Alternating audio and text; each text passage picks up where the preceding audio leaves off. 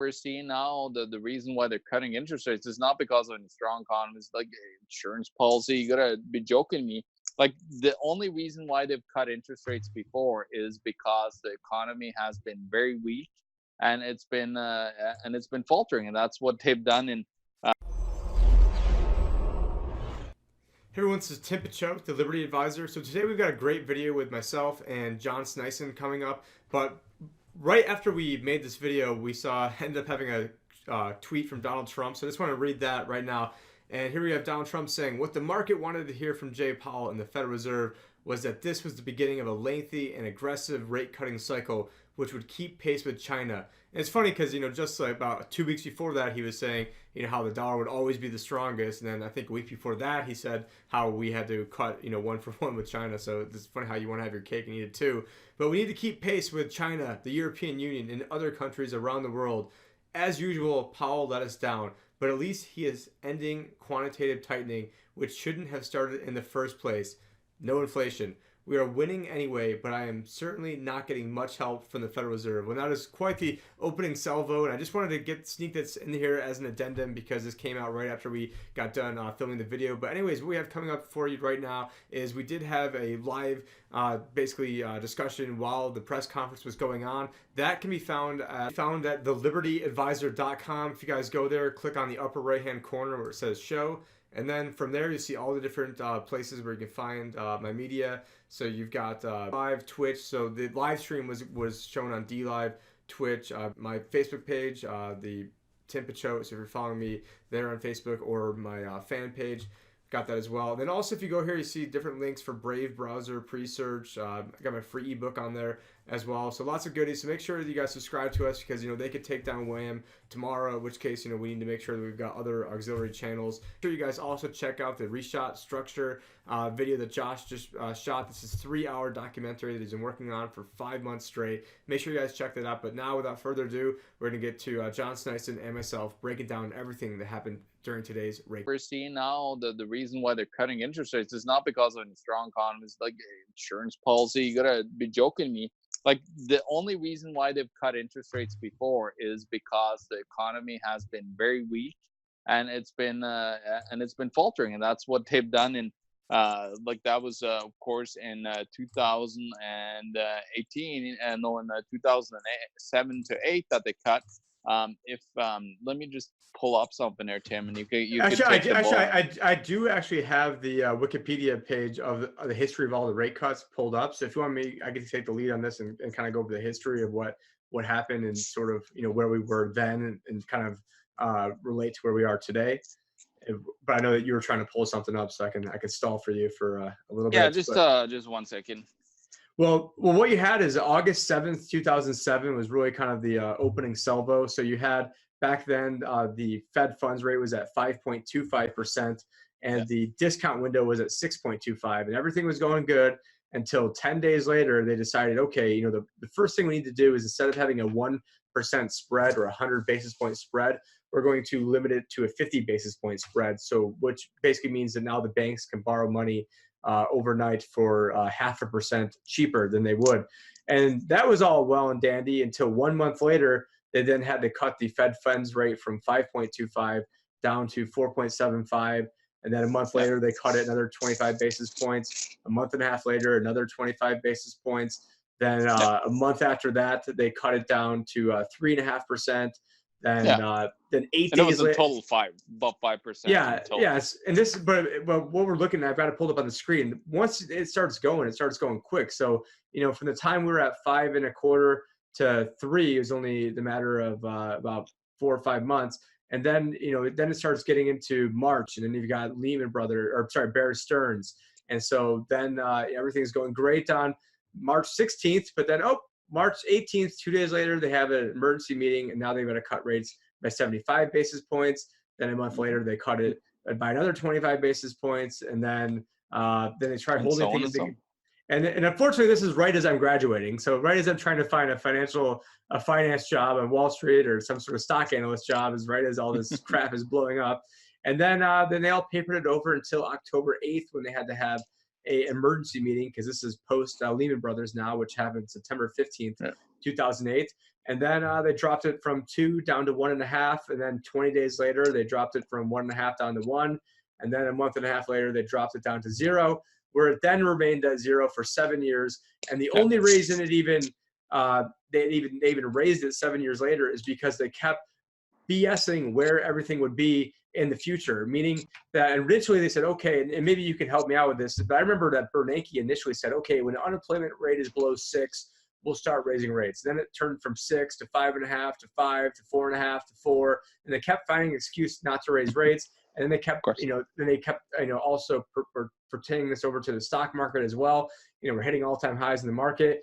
How can we not raise rates under that environment? So since it had been built in, they kicked the can down the road so many times, they had to at least get one of these off. In it was December 16th, 2015. So basically call it 2016 is when they raised rates only once, just because they had lied for so long that they would have lost all credibility. They already lost credibility with me, you, probably anybody watching or listening, and certainly the World Alternative Media viewers. And then what happened is a year later, then they raised the rates 8 times because Donald Trump got elected. So from the time that he was actually was the presidential elect to being president, I think they raised it 8 times. But that was only because the optimism of not having Hillary in there, or as I like to call her, Hitlary, in there, was so great that people just got, you had all these Republicans who had their money on the sidelines for like 8 or 9 years, and all of a sudden they thought it was a new day for America. And as a money advisor, financial planner, I saw this firsthand, where I saw people who came to me who had money on the sidelines for 8 years, and all of a sudden now, when the Dow is at 20,000, then that's when they want to start pumping money in, which has actually worked out for them right now. But that's only because all this growth is predicated on keeping interest rates basically near 0 or at 0. We're on our way to 0. You had mentioned we need to cut rates by 500 basis points, or 5% is what is traditionally done. But if you take a look at what the real interest rate is versus real inflation rate versus what these bonds are paying, you're probably losing 2.5%, 3%. Yeah, you're in the negative. You're basically negative interest rates right there.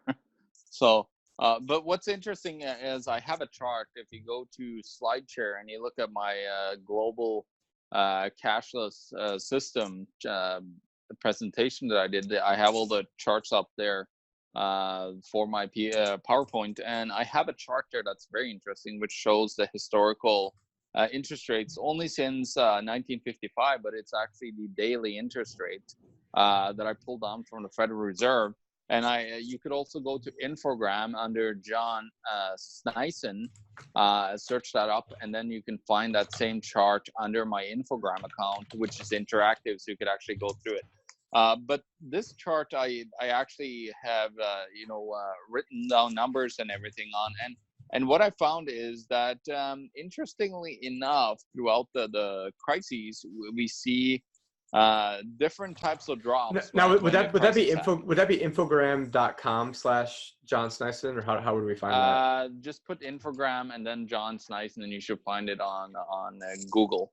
But if you, I'm just gonna actually go through the same chart, but I actually put on numbers here, which is on my SlideShare.net. If you search out John Sniesen and then SlideShare, and you'll find this presentation over the interest rates. So what you'll see is this was back in the 70s, and if you can remind me about when exactly these big crashes were. I believe, of course, went off the gold standard, and when that happened, we dropped interest rates. That was August of 1971. Yeah, and around that, little bit after that time, you saw interest rates drop 7.75% to stimulate the economy. Now, next time they went up, they went almost above a little bit above 14%, and now we're about in the 70s, like little over mid 70s, and then they had to drop it 11.8% to stimulate the economy. Then now we're further into the 80s. The 80s crisis where gold and silver really took off, and they tried to.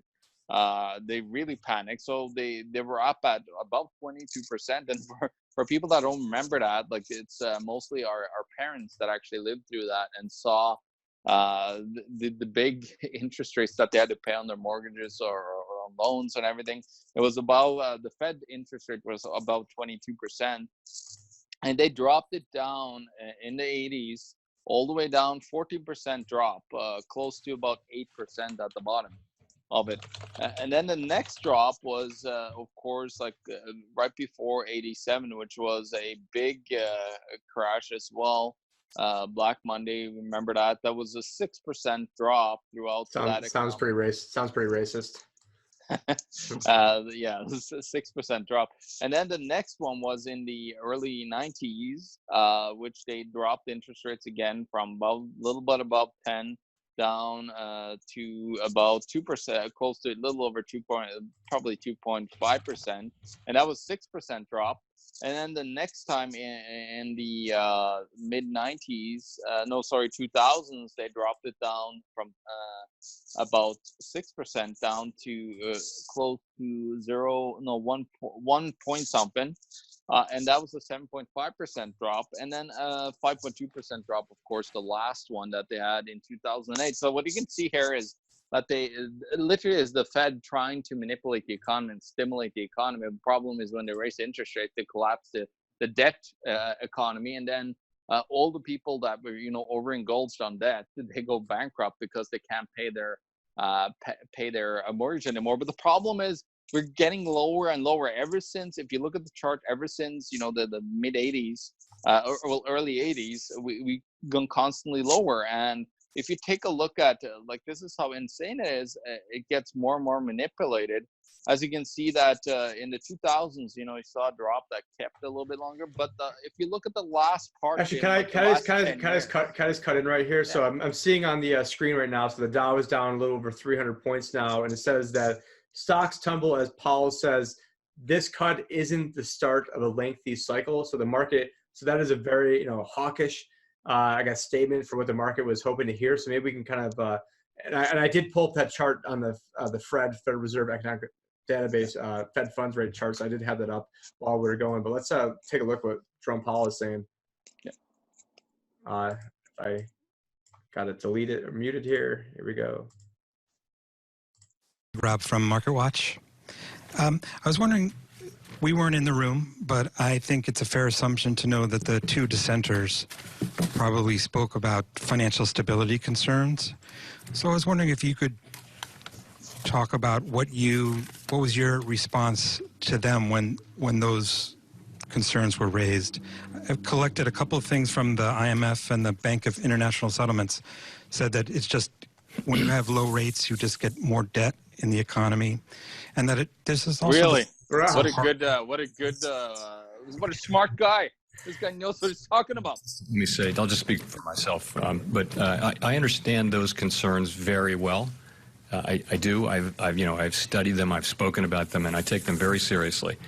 But as I look at today's situation, I don't see them as a reason not to take this action today. I just don't think that would be my point. And one of the reasons why I think that is, if you look, so we have a financial stability framework now for the first time. Before the crisis, we didn't have this, but now we have it and we publish it, and we look at really 4 big things, so that we know we can, the public can hold us accountable and compare us. You look at the stock market, meeting to meeting, and Trump's Twitter feed, and see whether we got this right. So this is transparent now. But the 4 things we look at are valuation pressures, and we do see notable valuation pressures in some markets, but honestly, not at a highly troubling level. In terms of household and business borrowing, leverage in the financial system is low and funding risk is low. So overall, staff's view has been, and my view has been, that if you look overall, financial stability vulnerabilities are moderate. The place that gets all the attention right now, a lot of attention, is business borrowing. And we look very collateralized loan obligations. Talk about that. Moved off the balance sheets of the banks and into market-based vehicles, which tend to be stably funded. But nonetheless, it's clear that a highly leveraged business sector could act as an amplifier to a downturn. So we're watching that very carefully. But I think if you look overall at the U.S. Financial system, what you see is a high level of resilience, much higher than it was before the crisis. And that's something to take comfort from. And I think all of that gives us the ability to use monetary policy for its purposes and rely on supervisory and regulatory tools to, to keep the financial system resilient. All right. Well, let's see what So else. you're not doing something today to help today, and then it's going to cause problems down the road. You're not worried about that kind of dynamic. Very few things that I don't worry about at all. So of course, we monitor. We have every quarter, we have an extensive briefing on financial stability, and we had that yesterday. So we look at this on an ongoing basis. We have a great team.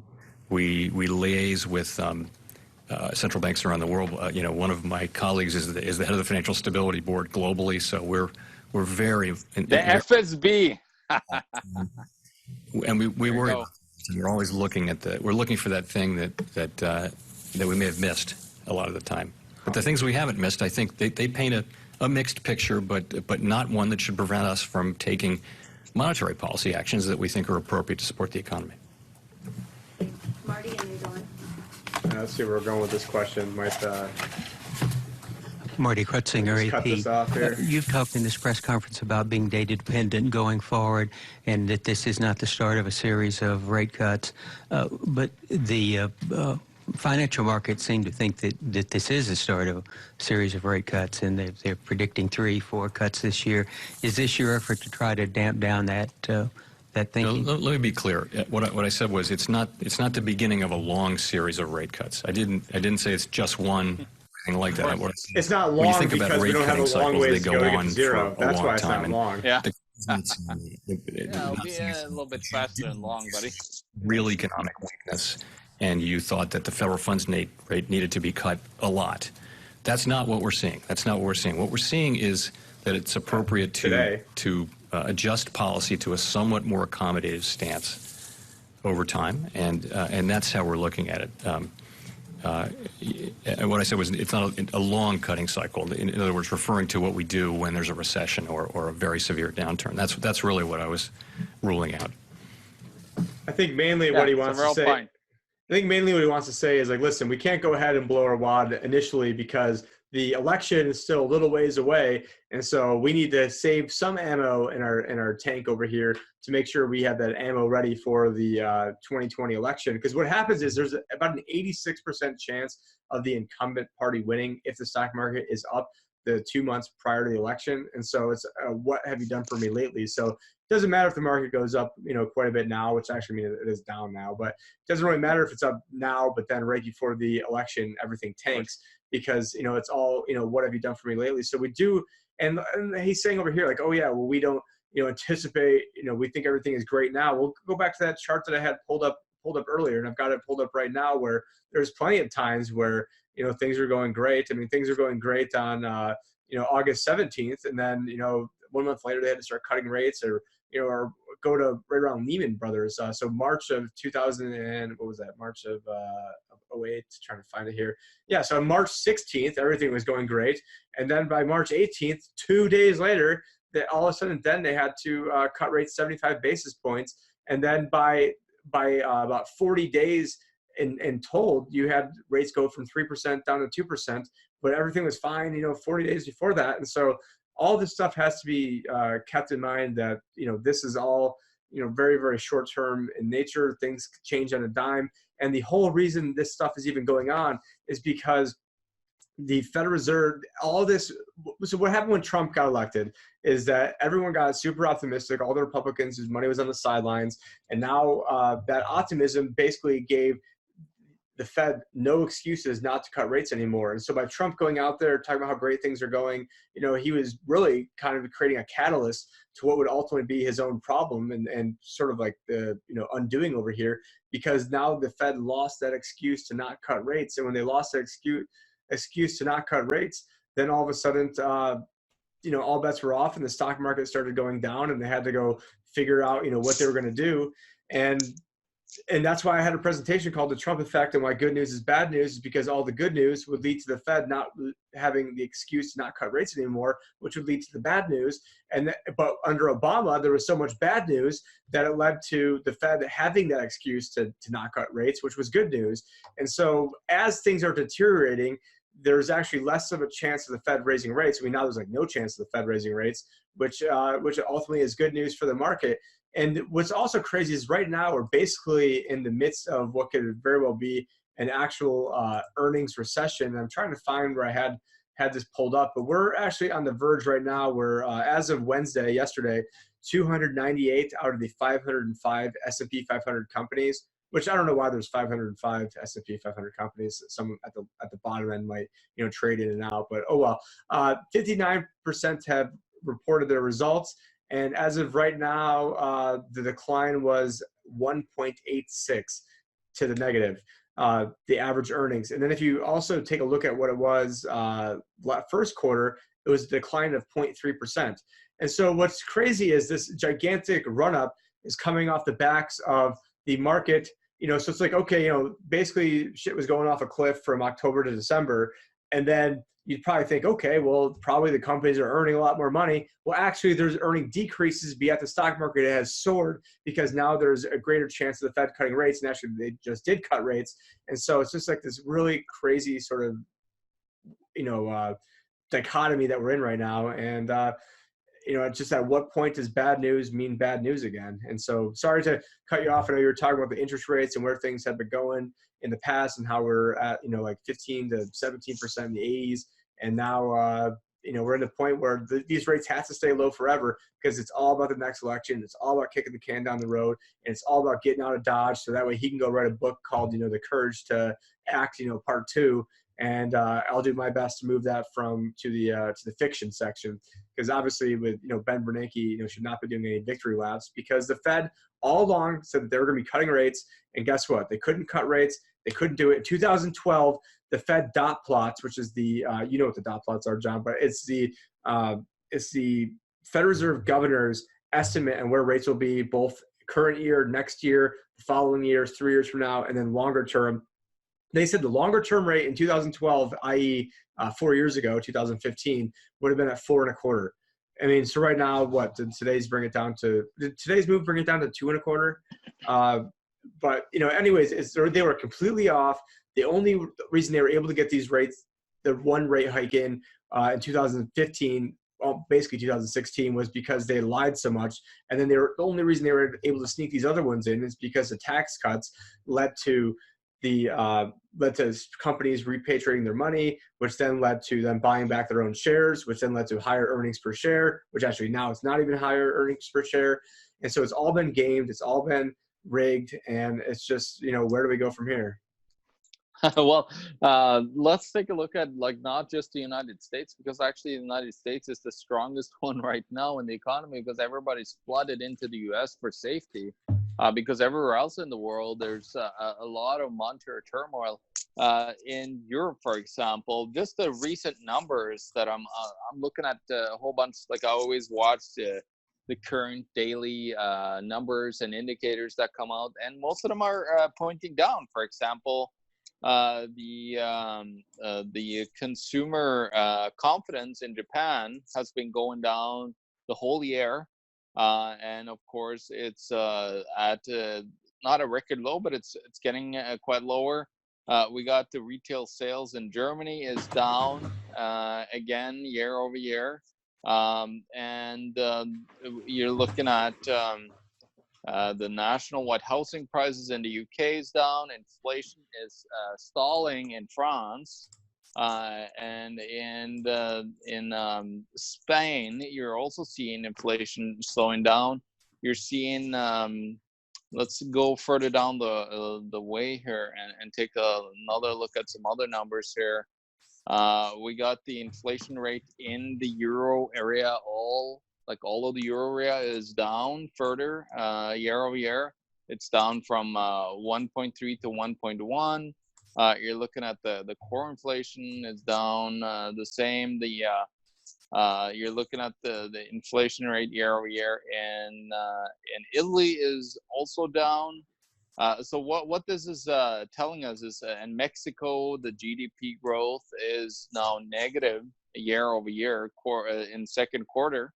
And what you're seeing is a downtrend in the global economy, where most of the indicators of consumer, like how confident they are, you're seeing the inflation going down, even debt is decreasing in a lot of places. And what's that telling us is that when debt is decreasing, that's the horror of a central banker when they see deflation in the economy, because they won't need inflation to keep their Keynesian fractional reserve monetary Ponzi scheme going, and they constantly more debt into the system. So this is getting really scary, especially in the European Union. Is way more scary than in the United States right now. But now earlier today I had LIBOR pulled up, and it was crazy because like LIBOR and priced in euros is like negative 0.4, and then Japan was negative. Great Britain, I think, was like barely positive. America was like 2.4 ish. Yeah, Switzerland negative. You got Sweden, Denmark as also is negative. I've got the trading economics pulled up right now, and yeah, you can see Japan, Germany, France, Brazil is actually at 7.21, Belgium 0.11, Russia is at 7. And so here's the crazy part is, we want to, rag on Russia all day. Well, Russia can right now afford to pay 7%, whereas America, we had to lower it back down to lower cut rates today because everything is a house of cards. And as the Republicans, the so-called, conservatives, have exploded the debt, I mean, we're going to probably be at about $1.2 trillion this year, or it depends if you count a fiscal year or calendar year. But, certainly over $1 trillion this year. Obama's last year was $666 billion. I mean, I can't remember how I can remember that so easily. So, we're at a point where by the time Trump gets out of here, we're going to double the deficit. And so, yeah, the GDP is a tiny bit incrementally higher than it was before. And if you actually compare it to the last 4 years of Obama, it's really not that too much of a difference. The job gains are really not too much different than Obama. And so I think if you use the measuring stick of different economic indicators, such as the stock market, well, the average growth at the stock market, and I'm just pulling this up off the top of my head, pretty much guarantee it was higher under Obama, the growth year over year, than it was for Trump. Yeah, we've hit 100 new highs, but it's only because you hit a high, break it by a tiny bit, then you crash down, and then you crawl back up, and you break it again, and you crash down, and that keeps happening. But the bottom line is that we were very close to 27,000 on the Dow Jones average January 26th of 2018.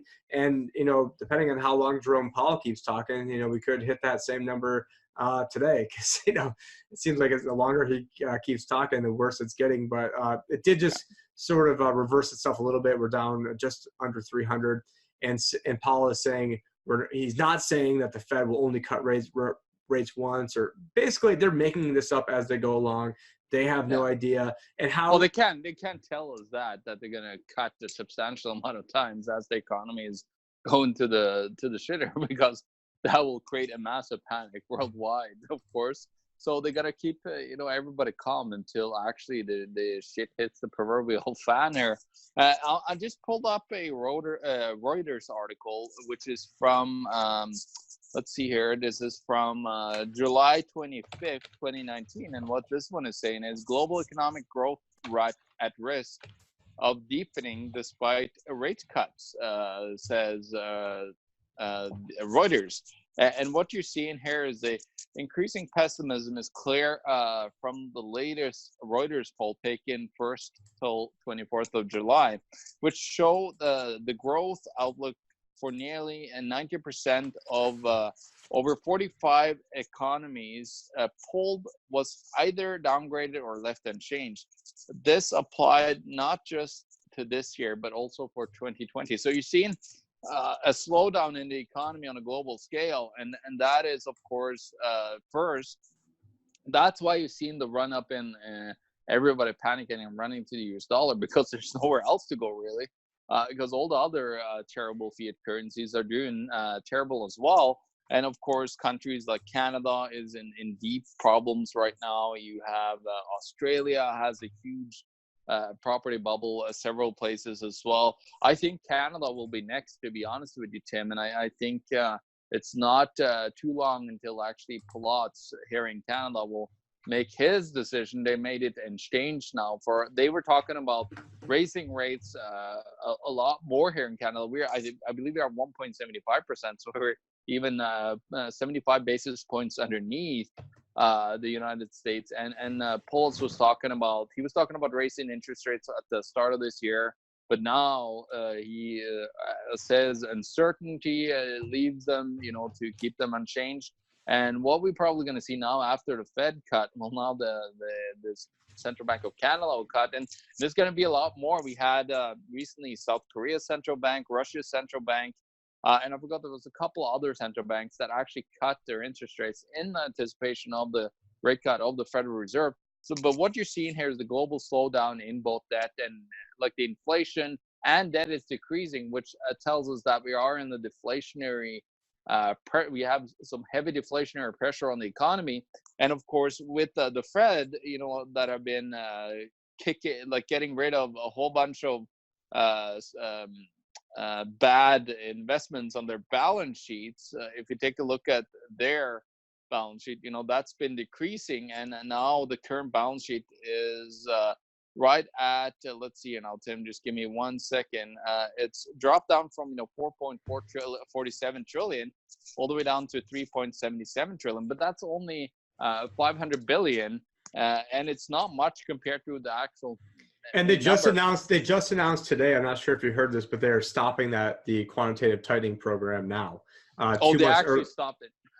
Yeah, so they just stopped it, which if you go back to 6 months ago, they were still out there saying that they were going to lower it back down to zero, that they're going to sell off all the assets of the balance sheet. And I had a May 2017 had a video called, it was only 8 minutes long, called The Perfect Storm, where the entire thing was saying, okay, how the hell are we going to sell assets off our balance sheet? Who are we going to sell them to? The biggest buyer traditionally of the Federal Reserve's balance sheet has been the Federal Reserve. That's how they got the balance sheet to begin with. So now if the biggest buyer is now going to be the biggest seller, then who do they expect to make up the difference? Oh, China? Wait, last time I checked, we were in a trade war with China. And this was May of 2017, before the trade war even ramped up. I was just, basically seeing this happen, 10 steps ahead of time. And so it's like, okay, it's the two biggest people buying our bonds. One is now going to be the biggest seller. The other one we're basically giving a big FU to, and then, expecting them to go buy our bonds. I knew there's no way that could happen. And so what you saw in October is the rates started going up quite a bit. I think, the 10-year was well over 3%. Now we're almost at underneath 2%. And of course, someone's calling me in right now. So this is the beauty of live production. So I've got that silence. And it's just sort of really, crazy, where things are going and how no one else realized that this couldn't be done. And so you and I realized that this couldn't be done right from the beginning. And quick shameless plug, but you probably have a lot of speakers at an upcoming conference, speaking of Canada, where a lot of those speakers are probably talking about many of these issues. So yeah. Do you want to maybe get into a little bit about the upcoming Winnipeg crypto conference you have coming up? Yeah, no, 100%. I'm very excited. And it's more than just crypto too, right? You got different alternative monetary systems.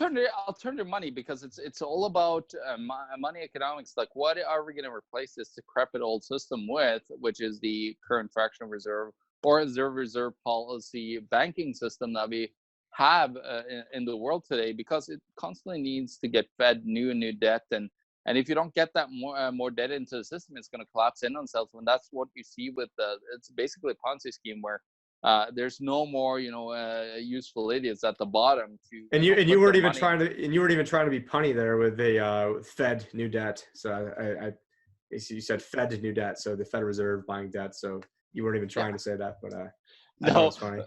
Yeah. No, but that's what it is. It's a huge Ponzi scheme. Let's call it out for what it is, because there's no way out of this other than constantly getting into more debt. And if they can't, now you've seen, as I was going through just today's numbers that came out, economic indicators on a worldwide scale, they're all showing that we're in a severe, what's starting to be a slowdown here. And there's no way out of this. Well, how are they going to do it? Well, they're going to try to cut interest rates probably to zero. And then how are they going to do it after that when you still are getting a slowdown in the economy because people are so much debt? Think about it today, Tim. People are struggling at 1.75% interest rate. Well, you're looking at probably with the actual 5-year, I saw in a credit union here was providing $2.99 dollars on a 5-year here in Canada mortgage. People are struggling at that with 2.9. That's insane. So what we're trying to do in Winnipeg is bringing a lot of the top experts on the global macroeconomic scale, and also people that are going to be talking about the new systems that we could start to implement to get rid of this whole old corrupt system that is falling apart right now. And if you still believe in it, you're going to go down with the system, unfortunately. And that's what we're trying to educate people upon, especially with the new cryptocurrencies that are out there, Bitcoin and others, that we don't need the banks anymore with that system, which is fantastic. So we're trying to educate people about those type of systems that are out there. And we might have some other speakers that will get announced in the coming weeks now on a little bit other topics within, talking about economy, because it's kind of a fluid thing, because now with the economy turning down, they might be very smart to actually talk about the economy itself and solutions and all this, tie perfectly into the whole conference. So I think the conference with what's going to happen now, who knows, right, Tim? But I think it's going to be a fantastic conference, and people are going to be very excited to know about other solutions than the current banking system, because they're going to be, again, duped by this system, which has been propped up for over 10 years now, the longest expansion in history. We are going to see a lot of problems, and of course it's not just about the cryptocurrency that we have in with our conference, but it's also with new technology that's going to make governments obsolete. It's going to help businesses be way more efficient about tracking inventory, tracking everything, so they are making a lot more money more efficiently, without the the desperate need of being within a monetary system of the fractional reserve system, but just have a more efficient future and help each other create that and build that. And that's what we're doing, because we're going to have so many experts on the field of actually how a business could implement blockchain to really become more efficient, and how nations could start implementing blockchains to remove politics. You guys have like Anthony Blanchard, I think, is speaking with. He's got the Hercules chain. He also has a gold back crypto. You've got David Morgan, I think, is going to be there. Raj from Dash Brazil is going to be there. Myself just signed on, so I'll be there. And I got a bunch of other really good speakers there as well. And it's just don't say you guys weren't warned, or there weren't things that you could do, especially if you're in Canada and you're obviously probably a lot of your original core audience was probably from Winnipeg, because initially WAM was Winnipeg Alternative Media and then turned into World Alternative Media. So I believe Josh is going to be there. I know you'll be there. I'll be there. A lot of other good speakers will be there. And so, it's a time for you guys to interact with us, be able to, throw us different ideas, different scenarios, network and find like-minded people, because that's what all these conferences are all about, is not only talk about the problems, but also talk about solutions, but then also create a network around those solutions. So we're all, working on this together. And of course, we are individualists here. Me, Tim, everybody, almost everybody that's speaking. So the problem is that, we as individualists, we don't really necessarily cooperate a lot, but we do need to cooperate to get around these systems and create our own infrastructures without the need of this decrepit old system that we had for hundreds of years now, that hasn't worked any times that they tried it, but they keep on, because they're like mentally insane, because what Einstein said, if you continue to use the same solutions to fix a problem, that's the definition of insanity, instead of trying to think outside of the box, which we are now, which you're creating all these solutions. So just look forward to so many great speakers at the Winnipeg Crypto Conference, and it's gonna be a lot of solutions for the everyday person and for the business people out there that are looking for solutions to thrive through the next phase of this turmoil that's coming into the economy, but then be able to thrive on the other side of it by being on the forefront of technology, being ahead of the curve of everybody else, so they are not stuck in the financial rut when that comes to them. So it's just about positioning yourself, because any big monetary event throughout history has created a lot of despair, a lot of terrible things happening, but it also created mass amounts of opportunity. And that's what we want to be able to take on and be able to thrive at the other side, because we're not going to be in a monetary rut forever, and we're going to have a totally new infrastructure and system on the other side, most likely. But it's going to suck when it happens, but we are going to be prepared, and we're going to try to make it suck the least possible, and then find all the different solutions that we could bring forward to the other side, and then help elevate humanity to a way better place that we are currently. Yeah, least suck possible, I think, is a good way of putting it, because a lot of people are like, well, what's the best way to, prevent yourself out of this crash or to make a lot of money from the crash? And in the initial stages, it's just trying to be, the least worse off, or basically be able to take the least amount of, arrows to your personal financial situation, and just being in a position where you are able to conserve your purchasing power going forward. And there's more than one way to, skin a cat, more than one way to do this. But, but you have to have a plan ahead of time. And a lot of people, who never had anything to begin with will just use, whatever crash that happens as an excuse. I mean, you got people who are still using 2008 as an excuse of why they can't, do certain things. And younger people too, like our age, like, oh, I can't do this because of 2008. I'm like, well, yeah, I started my career the day Lehman Brothers crash. You don't think I had every excuse in the book not to do what I'm doing? Because certainly everyone who I came on board with, they all left after a month or two, and they used to, oh, well, it's a crash, and what can we do? And but if you want something bad enough, you got to work for it. And then can you also maybe speak to like the silver gold ratio? Isn't that like basically pretty much at all-time highs right now? Oh yeah, you know what? Let's pull that up actually right now, Tim. Just give me 1 second here. But yeah, just speak a little bit about the gold silver ratio, and then. Yeah, I think it was like close to like 93 at one point. I'm not sure what it's at but now today. it's fallen. It's fallen down. And if we go and look at, I think it's macro trends that I'm there. Perfect. Yeah. Boom. So I beat you to it. Yeah, got it. If you can pull it up for everybody here so we can see it. But this is interesting here. So let's just 1 second. Let me have it 92.23. Okay. So it might not be, I think it only goes to June. So I think it's like one month behind. But if you just do the gold, and if you divide the gold by silver right now, if you can just do that quickly, Tim, we'll come up with the actual number, because just recently, before this whole thing with the Fed and everything that happened, we saw actually gold and silver do a major run up compared to what they've done for the last couple of years. They actually broke through a resistance level of 1,350. That was for gold, of course, and silver has been on a huge up run the last week. It's almost up 10%, I believe, from its low, and they're doing really well. They're trying to predict something, and of course the bankers and everybody tries to come in and manipulate. But in other countries, again, let's talk about everybody else, but the United States here, everybody else almost have record highs in their currency price for gold, and that should be telling that they've been printing so much money, and that we're in a huge we're in for a huge problem here, that you have gold and silver constantly going up in value, which is good, because that means that they're keeping their purchasing power, their wealth insurance, because they don't really do anything. They're just there to keep its value throughout time. As the currency loses value, it will keep on just increasing in price as the currency goes down. So they're doing exactly what they're set to do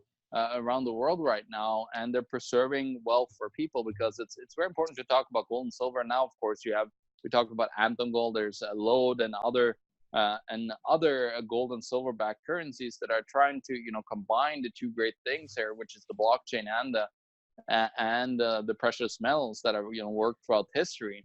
And we're sitting in at 87 right now, so we've got 14.21 on gold, 16.30 on silver, which is actually so silver right now is down 1.5% today. Gold's almost down 1%, which is sort of crazy, because it seems like gold and silver traders want to have it both ways all the time. I'm not talking about gold bugs here, but they're trading paper though, fake paper anyways. But when the interest rates goes up, what they're trying to say is, oh, well, now there's less of a need for gold, because now you're getting a higher coupon interest payment from your money, and so the price of gold should go down. And now here we have the price.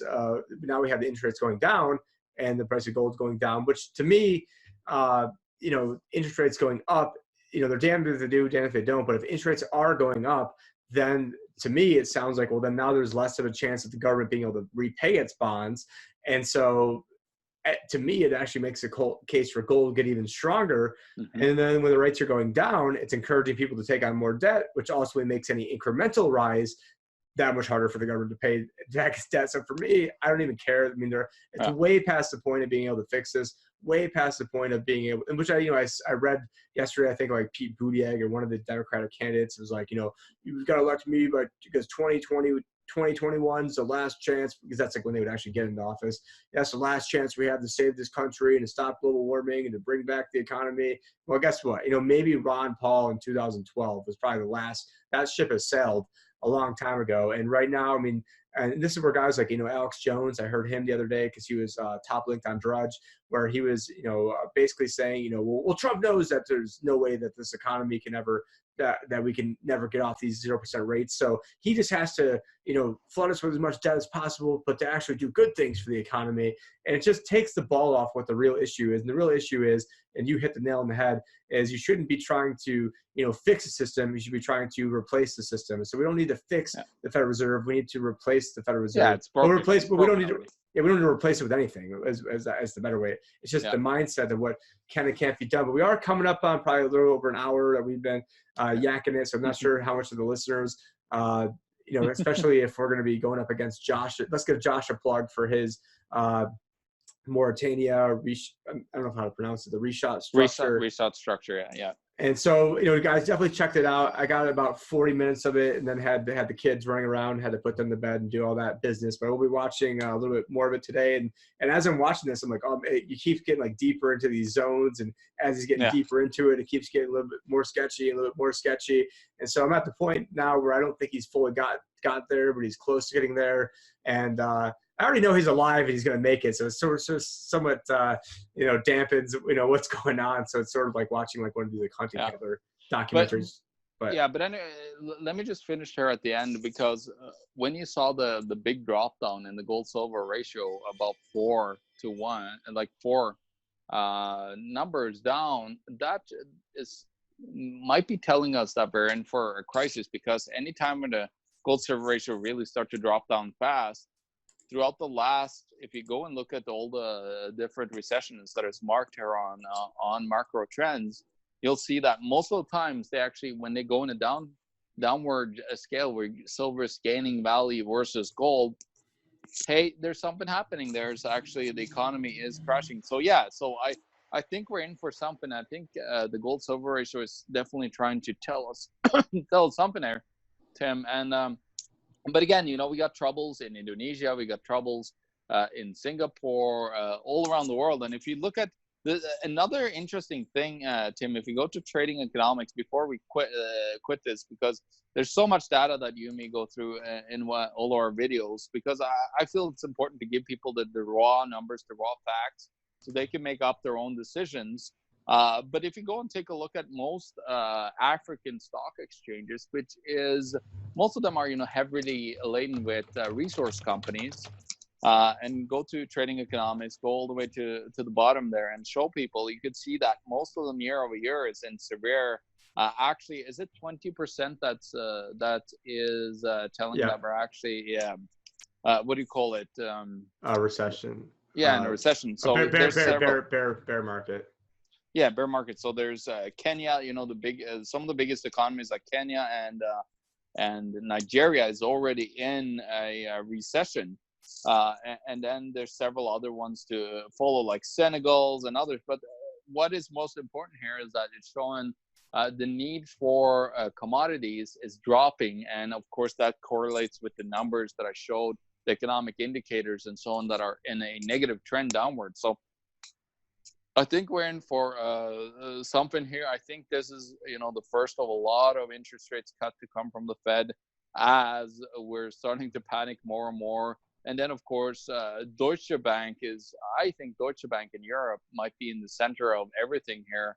And we're in for a huge, surprise for the economy. I wouldn't tell it that, because people like us and others have been talking for almost 3 years about Deutsche Bank. But I think we're going to be in a serious surprise for the global economy when one of the major banks in the world, number 3 on the FSB, as Powell said, one of my colleagues, he sits on the FSB, which is the Financial Stability Board, by the way. which actually does all the policies for all the world. They put out policies, and then the G20 countries are implementing them. So that's what you're seeing here is a big kind of push to try to keep confidence, because it's always a confidence and a trust game. And remember, every single fiat currency throughout history, and this is no change, most of them lost their value over a year. It took after the people lost trust in the currency, it was all gone. So, and that's the same with the Venezuelan bolivar and the Zimbabwean dollar that recently fell, Tim. So I think we're in for some serious surprises there. Of course, guys like Martin Armstrong and some others believe that the United States dollar will prevail and that it's going to be strong for another 2-3 years until we really get a big crash. But this is ridiculous, like how much it's pushed already. Because in 2008, you had the U.S. stock market going up to record highs because everybody was piling in. It was kind of the same scenario as we have now, but with a lot less debt. Now we got over 3 times more debt currently that they had to use in order to prop the system up, Tim. So I think we're in for some serious turmoil coming up here in the coming year or two, for sure, maybe a lot earlier, but we'll see how everything comes out there. And just one last thing, if you look at where we were talking about the balance sheet and who bought that. Well, actually, you've seen there's a whole bunch of M0 that has been burnt now. And I think they were bought and then just got released into the ether, kind of so on. Because if you take a look at M0, it's actually dropped severely over since 2016. It's actually dropped down almost $1 trillion, which is most of the base currency plus some other easily liquid assets, as they call them. That's what measures M0. So I'm kind of wondering here, Tim, that they've been burning cash, but when you also burn M0 in a fractional reserve banking world, you can't borrow more money either. So they're kind of in a predicament here where they really corner themselves, and they're just out of options, and they're failing miserably. Yeah, one of the things I'm also taking a look at here on the trading economics, especially some of these African stocks, it actually shows the Zimbabwe stock market is up 64.55%. So you might be thinking, oh man, like Zimbabwe is a great place to invest. But then if you take a look at what their inflation is, it's basically double that. So Yeah, so you actually didn't do that well. Yeah, so naturally I do have that. I'm trying to have it pulled up. Yeah. So here we go. So the Zimbabwe inflation rate was 175.66%, but the Zimbabwe stock market is only up 64.55. I couldn't find, I don't know what the abbreviation for the Venezuela stock market is. I'm trying to see if I can find the South American ones over here. But yeah, anyways, I mean, it's just stupid crazy where their stock market, I know their inflation rate is actually, let me go find it over here. It's something stupid like 20. Here we go. It is 282,972% is the Venezuela inflation rate over here. And maybe I haven't really screwed around on Venezuela or on trading economics too much as I should have. But yeah, so here we go. Let's inflation rate. I don't know if it'll have the stock market. Here, stock market is it only has a daily rate for that. Let me click on this. See what. Yeah, but if you take a look at, for example, just over this year, Tim, the actual Zimbabwe dollar to gold ratio, you're looking at around 428,000. It was just in August last year. And then at this year, it's hovering about 511. So it's already up 100,000. So that's about 20% that is gold has hedged itself against inflation as well. So you're seeing there that like all of this is like, even though that you see the stock market is going up drastically, we might see that in the United States too, that who knows, maybe 50,000, maybe 100,000 down. But at that time, we have some serious problems in the real economy with inflation and everything. So it doesn't matter if the stock market went up that much. And again, when the stock market goes up, Tim, it tells us that the real inflation is probably a lot higher than what they're telling us as well. Because how does all that money get into the stock market without the inflation going up? That doesn't make sense when anything. And I did this actually in Canada, where I looked at housing. because the real numbers didn't make sense to me. And of course, like M3, for example, which is all debt and all currency in circulation, that was up 10% on an average. Meanwhile, the official inflation is 1.8% a year. So you tell me that there's nothing wrong there. So what I looked at is like, how did they get their numbers?